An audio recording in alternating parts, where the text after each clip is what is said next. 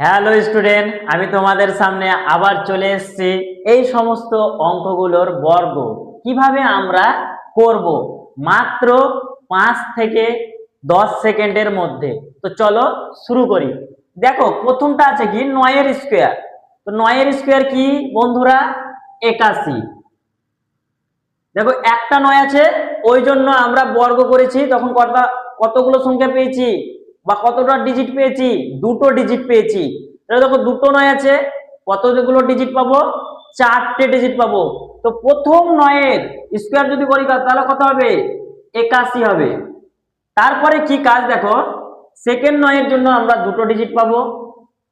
তো এই 8 এর সঙ্গে 1 জুড়ে দিলে কত হবে? 9। আর 1 থেকে 1 বিয়োগ করে দিলে কত হবে? 0। ঠিক আছে, তো বাকি অঙ্কটা একই ভাবে করবে। চলো 999 এর স্কয়ারটা দেখবো। তো প্রথম 9 এর জন্য কি হবে? 81। আর বাকি যে 99 আছে তার জন্য স্কয়ার করলে 4টা ডিজিট পাবো। তো সামনে দুটো বসবে আর 1 এর আগে দুটো বসবে। তাহলে কি 9 বসিয়েছিলাম এখানে, তো এখানে দুটো 9 বসবে। দেখো এখানে 0 বসিয়েছিলাম, তো এখানে দুটো 0 বসবে। আর 0 এর সঙ্গে 1 জুড়ে দিও না বন্ধুরা, 1 এর শুধু মাত্র 8 আর 1 এর এই দুটোকে নিয়ে কাজ। চলো এটা আমরা দেখি। তো 9 এর স্কয়ার করলে কত হবে? 81। তারপরে আমাদের কি কাজ দেখো, তিনটা 9 এর জন্য 6টা ডিজিট পাবো।